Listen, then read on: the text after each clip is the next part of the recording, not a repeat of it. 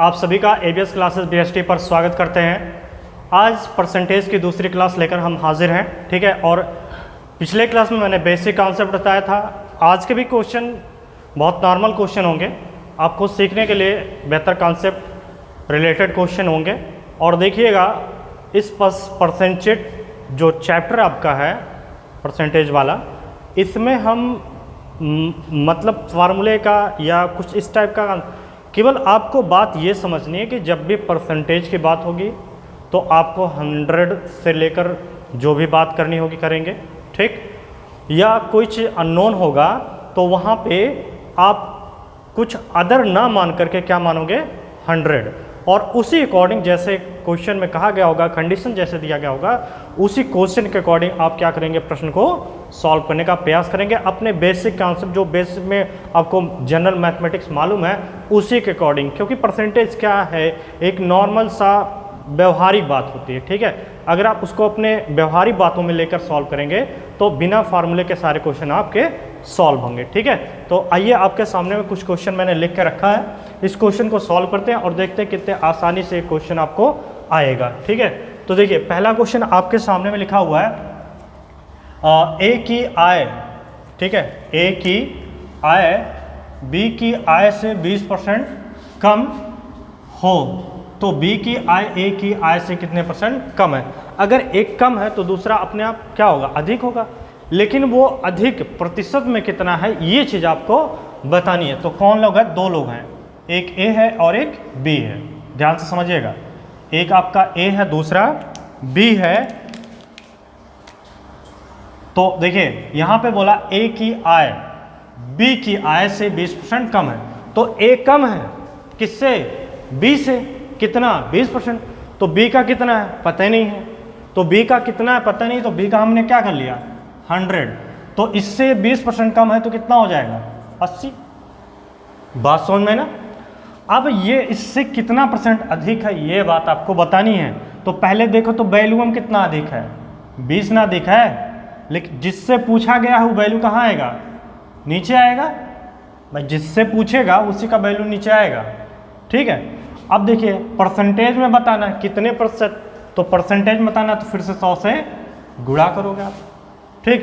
तो देखिए 20 चौक 80 और 4 25 में 100, तो कितना हो गया 25%, उससे क्या है अधिक है।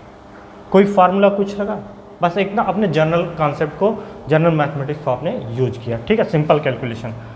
चलिए इस तरीके से आपका दूसरा क्वेश्चन भी इसी से रिलेटेड है। दो नाम दिया गया है, एक राम दूसरा श्याम।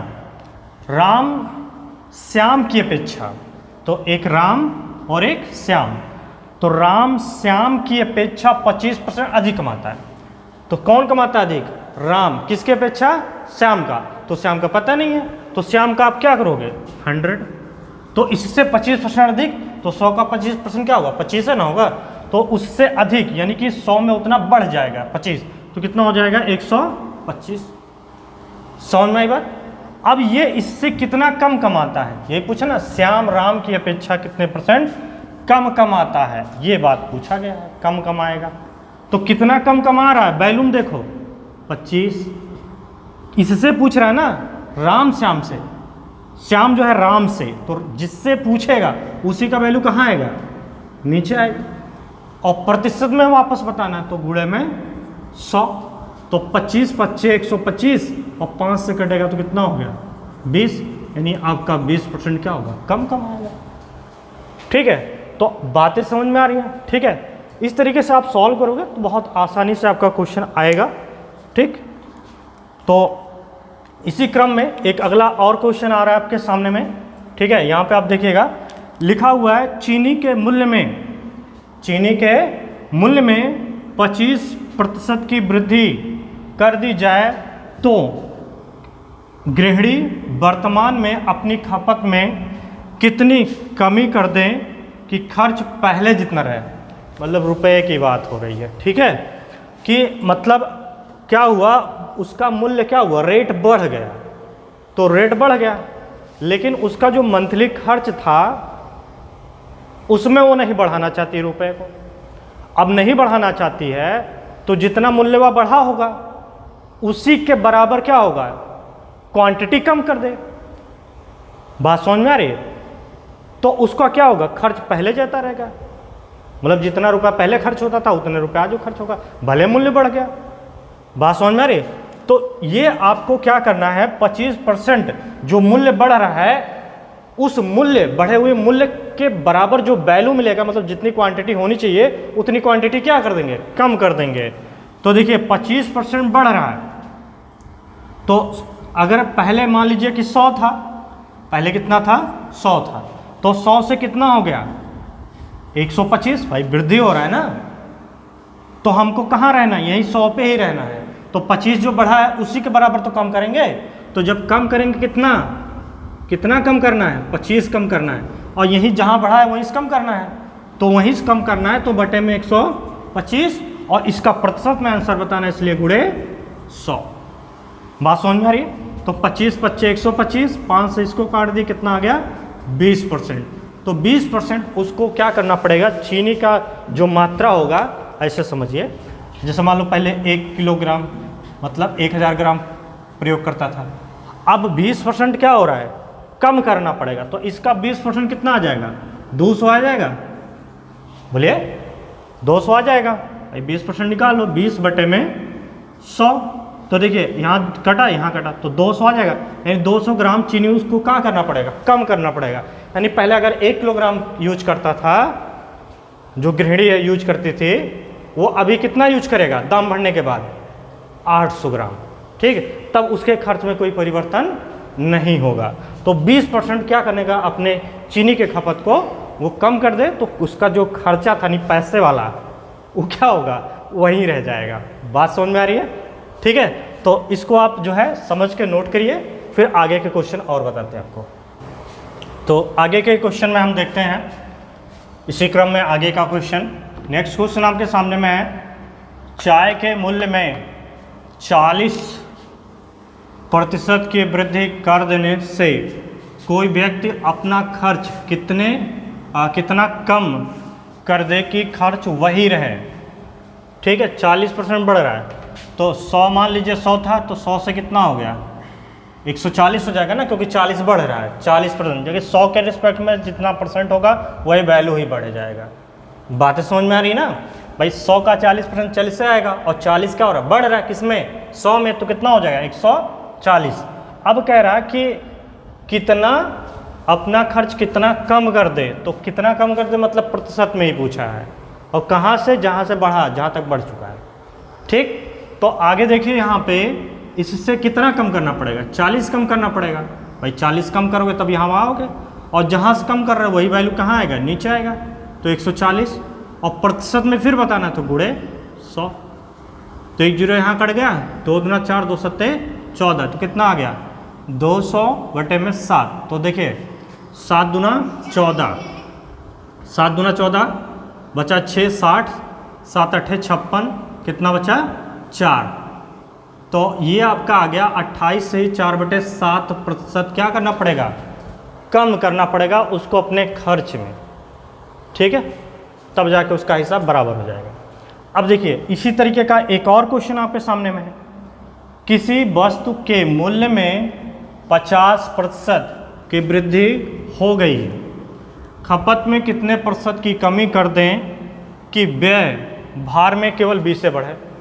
मतलब मूल्यवा क्या हुआ, 100 से 150 हो गया, 100 से कितना हो गया भाई 50% बढ़ रहा, तो 150 नहीं हो जाएगा, हो जाएगा, और लेकिन हमको रखना कितना है 120 से रखना है, मतलब 20% बढ़ाना है, तो ये 150 के जगह कितना करना है 120, तो कम कितना करना पड़ेगा 30 ना कम करना है, और कहाँ से कम कर रहे हो 150 से, तो 150 क्या होगा बटे में आ जाएगा, और प्रतिशत बताना इसलिए गुणे 100। समझ में आया? आगे देखिए, ये इसके साथ करना 3 पच्चे 15, 5 से इसको काट दोगे 5 दूना 10, यानी 20% आपको क्या करना पड़ेगा, बोला है खपत में कितने, तो 20% की कमी कर देगा, तो उसका जो व्यय होता मतलब खर्चा जो रुपए का होगा उसमें केवल 20% बढ़ेगा। ठीक, बातें समझ में आ गई? चलिए आगे देखते हैं। ऐसे ही आपके सामने में एक और क्वेश्चन है, ध्यान दीजिएगा, लिखा हुआ है किसी वस्तु की मूल्य में 20% क्या हुआ है, 20% की कमी कर दी गई है, खपत में कितने प्रतिशत की वृद्धि कर दे कि खर्च पहले कितना ही रहे। अब इसका मतलब क्या हुआ, जैसे मान लो कोनो सामान था, कोनो वस्तु है, उसका मार्केट में मूल्य कुछ था, 2-3 दिन आप मान लो मार्केट नहीं गए, उसी बीच क्या हुआ, दाम में कमी हो गई। आप जो रुपए लेके पहले जाते थे वही रुपए आज भी लेके गए, ठीक। तो आपको क्या करना है, जितना रुपया पहले खर्च करते थे आज भी उतना खर्च करना चाहते हैं, तो दामवा कम हो गया ना वस्तुआ का, तो क्या करना पड़ेगा, क्वांटिटी ज़्यादा मिल जाएगा, मतलब वस्तु क्या होगा, थोड़ा ज़्यादा मिलेगा। तो कितना मतलब ज़्यादा मिलेगा, मतलब क्या होगा, वस्तु का मात्रा बढ़ाना पड़ेगा, तब जाके जितना रुपया पहले खर्च करते थे उतना आज खर्च हो, क्योंकि दाम कम हो गया। तो वही कितना बढ़ाना है यही चीज़ आपको पता करना है। और मूल्य में कितना कमी हुआ है, 20%। तो जितना परसेंटवा मूल्यवा कम हुआ है उसी के बराबर वस्तुआ क्या करना पड़ेगा, बढ़ाना पड़ेगा, ठीक है। तो ध्यान से आप समझो, मान लो 100 रुपया था, 100 से कितना हो गया 80, भाई 20% कम हो रहा है ना। तो आपको क्या करना है, ये 80 से फिर से 100 पे पहुंचाना है, तो कितना बढ़ाना पड़ेगा, बोलो कितना बढ़ाना पड़ेगा, 20, भाई 20 बढ़ाना पड़ेगा ना।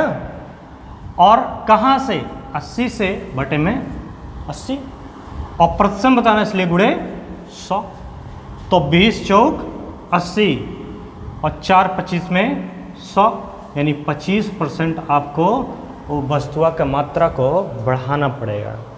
समझ में आ गई बात, ठीक है। तो उम्मीद है आपको समझ में आ रही होगी सारे क्वेश्चन, ठीक। तो आप इसको नोट करिए, फिर आगे क्वेश्चन में देखते हैं। तो आगे के क्वेश्चन में हम देखते हैं क्वेश्चन नंबर 7। यहाँ पे लिखा हुआ है चीनी के मूल्य में 40% की कमी कर दी गई है, खपत में कितने परसेंट की वृद्धि कर दी जाए जिससे वस्तु हेतु व्यय भार में केवल 20% की कमी हो। मतलब यह है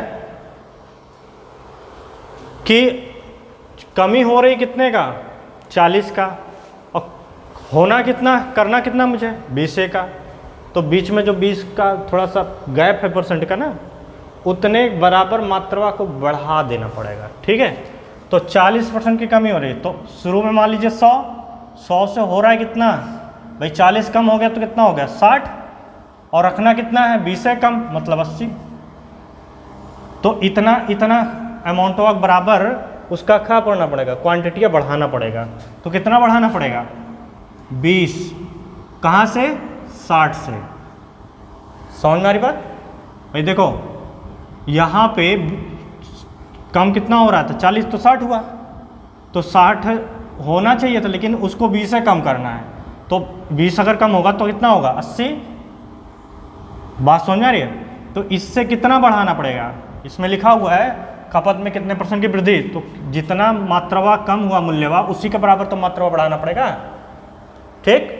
तो ये आपका 20 बढ़ाना पड़ेगा, कहाँ से 60 से, तो 20 बटे 60 और गुणे 100, तो 20 दिया है 60, 3 से भाग करोगे तो 3 त्रिक के 9, 3 त्रिक के 9, 33 से 1 बटे 3%। बातें समझ में आ गई, ठीक है। चलिए आगे देखते हैं। ये क्वेश्चन जो आपके सामने अगला क्वेश्चन है, ये बहुत ही अच्छा क्वेश्चन है, आप थोड़ा सा ध्यान देंगे, इस टाइप के क्वेश्चन आपके एग्जाम में जनरली आ जाते हैं, ठीक है। मतलब उससे पहले भी आ सकते हैं, कोई दिक्कत वाली बात नहीं है, बहुत ही अच्छे क्वेश्चन है वो, ठीक है। बस मैंने बताया है आसान तरीके से, तो आपको आसानी से आ गया है, ठीक है। अदरवाइज फार्मूले और लगाते कुछ एक्स मानते बहुत खतरनाक होता है, ठीक। तो आप इस क्वेश्चन को ध्यान से समझिए। लिखिए, लिखा हुआ है किसी वस्तु के मूल्य में 32% की क्या हो रही है, वृद्धि होने पर इसके लिए किए जाने वाले व्यय भार में 10% की वृद्धि, मतलब जो व्यय भाई 32% की क्या हो रही है, मूल्य में वृद्धि कर रहा है, लेकिन इनको बढ़ाना कितना है 10%। तो आगे कह रहा है वृद्धि हुई यदि कोई व्यक्ति वर्तमान में उस वस्तु का कितना 25 किलोग्राम खर्च करता है, तो पहले कितना खर्च करता था, मतलब मूल्यवा वृद्धि से पहले कितना खर्च करता था ई बताना है। ठीक है, तो ध्यान से आप देखें, तो यहाँ पे आप समझिए 100 से हुआ है कितना, 32% की वृद्धि हो रही ना। ठीक, 100 से कितना हो रहा है, 32% बढ़ रहा है, मतलब 132 हो जाएगा। लेकिन इनको रखना कितना है, 10% की वृद्धि चाहिए, तो 10% की वृद्धि चाहिए, मतलब कितना, 110। बात समझ में आ रही? तो पहले कितना खर्च करते थे यही आपको पता करना है। तो देखो पहले अभी कितना खर्च कर रहे हैं, इतना। तो आपका यहाँ जो वैल्यू आएगा, ध्यान से देखें, तो यहाँ पे जो रेशियो निकालेंगे वो पहले का इतना है। ठीक, तो एक काम करते हैं, एक बहुत ही आसान तरीका आपको बताते हैं, इसमें थोड़ा सा कन्फ्यूजन लोगों को हो जाता है। अपने पास एक 1-1 मेथड होता है। देखिए 1-1-1 क्या होता है, मूल्य, मात्रा और व्यय। अभी इसको भी समझ लीजिएगा, मूल्य, मात्रा, व्यय के हिसाब से पहले आप आसानी समझिए। हमने यहाँ पे क्या किया, और जो व्यय होता है ना, व्यय वो क्या होता है, मूल्य गुणे मात्रा होता है। भाई से मान लो 10 किलो ले रहे हो और 1 किलो कोई भी वस्तु है और 1 किलो का 12 रुपये है, तो टोटल व्यय कितना आएगा, 120 रुपये आएगा ना। तो इसी कॉन्सेप्ट पे क्या होता है, खर्च निकलता है, मूल्य गुणे मात्रा पे। ठीक, तो देखिए मूल्य में क्या हुआ, 32% की क्या हो गई, वृद्धि।